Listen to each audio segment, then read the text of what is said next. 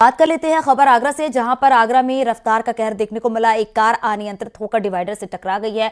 सड़क हादसे में 2 लोग गंभीर रूप से घायल हो गए। घायलों को इलाज के लिए अस्पताल में भर्ती कराया है। सड़क हादसा आगरा के नेशनल हाईवे के पास हुआ है। कार के ड्राइवर को पुलिस ने हिरासत में ले लिया है।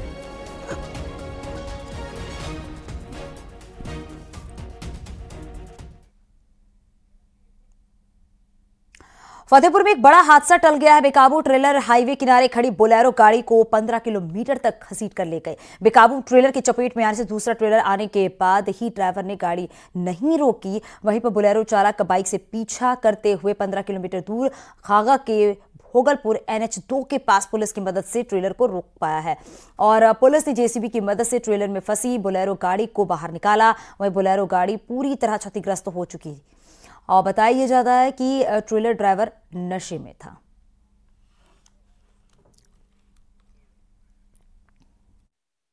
मरीज लेके उस रहीने में उतारा, मैं मरीज उतर गए, मैं भी साइड में खड़ा हो गया। फिर पीछे से आया ट्राला, उसने कैसे लहराया पता नहीं, कैसे फंसा लिया गाड़ी। फिर मैंने बाइक से पीछा करके आया, हरियाओं के आगे मैंने इसको रुकाया तो इसने मुझे दाबा। फिर मैं पीछे चला गया, फिर आया महिषा मंदिर चौकी में सूचना की। फिर तो ये आप चढ़ने की कोशिश किया था क्या? हाँ, ट्राला वाले ने मुझे दाबने की कोशिश किया। फिर मैं आया चौकी में महिषा मंदिर में सूचना की। फिर यहाँ आया तो फिर हमारे ऊपर उल्टा पुलिस लाठी चार्ज कर दिया। क्या बोले पुलिस? गाली दे रहे थे और डंडा सबको मारने लगे। हमने ड्राइवर को पकड़ा जब। तो अब गाड़ी कहाँ है? वो चली गई कि अभी है? गाड़ी है अभी मौजूद हालत में, भी दोनों खत्म हो चुके। आगरा में एक दर्दनाक सड़क हादसा हुआ है। तेज रफ्तार कैंटर की चपेट में आने से 3 लोगों की मौत हो गई है। हादसे के बाद कैंटर ड्राइवर ने मौके से भागने की कोशिश भी की। इस दौरान कई गाड़ियां भी कैंटर की चपेट में आ गई, जिसमें 4 से 5 लोग घायल हो गए। हादसा थाना सिकंदरा क्षेत्र में सब्जी मंडी के पास हुआ।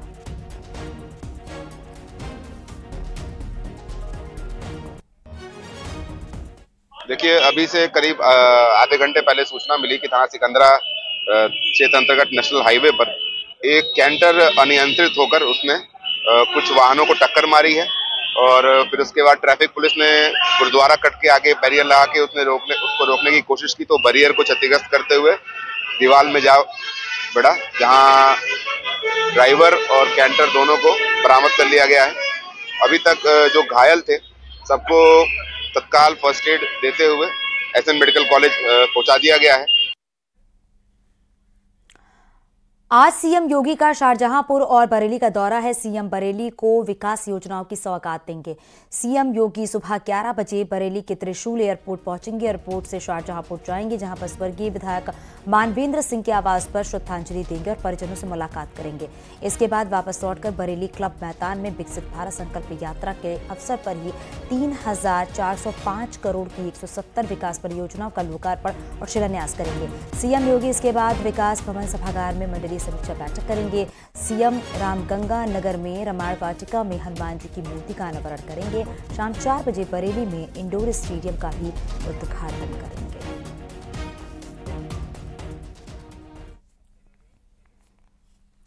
इंडी गठबंधन में सामूहिक तौर पर 4 बैठकें हुई हैं, फिर भी 1-to-1 टेबल टॉक भी चला है। लेकिन इतना होने के बावजूद अभी तक सीट शेयरिंग पर कोई बात नहीं बन पाई है और एक बार फिर बैठकों का दौर जारी है। पहले अखिलेश आपको बताते चले कि लखनऊ में अपने विधायकों के साथ बैठक की और फिर दिल्ली में रामगोपाल यादव ने कांग्रेस से मोल भाव करने पहुंचे, लेकिन बात नहीं बनी। आखिर क्यों, ये रिपोर्ट देखिए।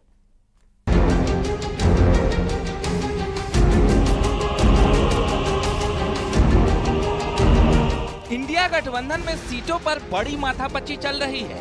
बैठकें तो हो रही हैं, लेकिन नतीजा नहीं निकल रहा। मान मनोवल तो चल रहा है, लेकिन कोई मानने को तैयार नहीं और दावे एकजुटता के हो रहे हैं। बैठक सौहार्दपूर्ण वातावरण में हुई, अच्छे माहौल में हुई, सबका मन अच्छा है। 12 तारीख को और होगी और शीघ्र ही प्रगति होगी, उससे हम सब आपको अवगत कराते हैं। बार-बार लाने की बात नहीं, कोई कहीं नहीं। जब तक आप लोगों के मुंह से हम सुनते, मैंने कहीं किसी से सुना ही नहीं। इंडी गठबंधन में सामूहिक तौर पर 4 बैठकें हो चुकी हैं। फिर सीट को लेकर टेबल टॉक भी चल रहा है, लेकिन सब अपनी अपनी डिमांड पर अड़े हैं, न कम न ज्यादा, बस यही बातें हो रही है। गठबंधन साथी आपस में उलझ चुके हैं और एक दूसरे पर ही निशाना साध रहे हैं। भारतीय जनता पार्टी की जो बढ़ी हुई तैयारियां हैं वो हमें चिंतित करती हैं।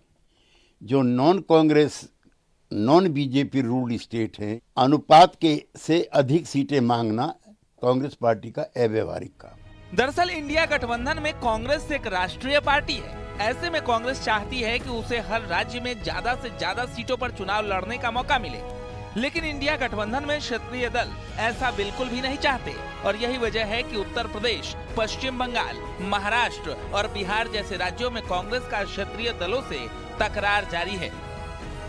ऐसे में ये जानना भी जरूरी है कि आखिर कांग्रेस कहां कितनी सीट मांग रही है। यूपी में 80 लोकसभा सीट है, कांग्रेस 15 से 20 सीटें चाहती है। पंजाब में 13 लोकसभा सीट है, कांग्रेस करीब 6 सीट मांग रही है।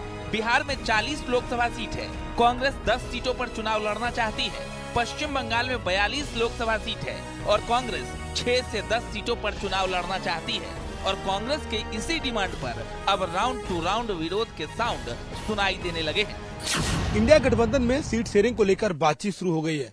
बीते दिन आम आदमी पार्टी और कांग्रेस में दिल्ली, पंजाब समेत 3 और राज्यों पर सीट शेयरिंग को लेकर बातचीत हुई, लेकिन सूत्रों का दावा है कि इस बैठक में आपसी मतभेदों को भुलाकर जहां तमाम राज्यों में एक साथ लड़ने की चर्चा थी, लेकिन सीट शेयरिंग को लेकर कोई पुख्ता पहल या फिर ये कह सके सहमत नहीं बन सकी है। आने वाले समय में और 3 से 4 बैठकें होंगी, जिसके बाद अंतिम निर्णय लिया जाएगा।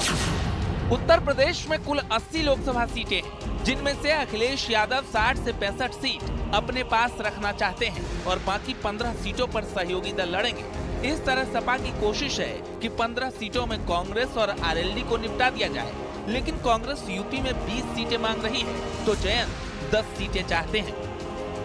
इसी उलझनों के बीच माना जा रहा है कि अखिलेश यादव 14 जनवरी के बाद अपने उम्मीदवारों की एक लिस्ट भी जारी कर सकते हैं, जिसकी तैयारी के लिए ही सारी एक्सरसाइज की जा रही है।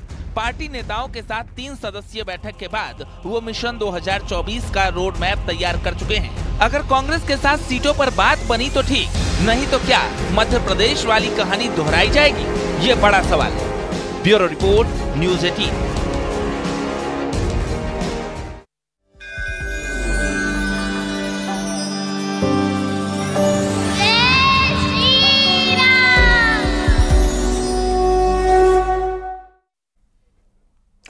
अयोध्या में सीएम योगी ने अफसरों के साथ प्राण प्रतिष्ठा की समीक्षा की है। समीक्षा बैठक में सीएम योगी ने बड़े निर्देश भी दिए हैं।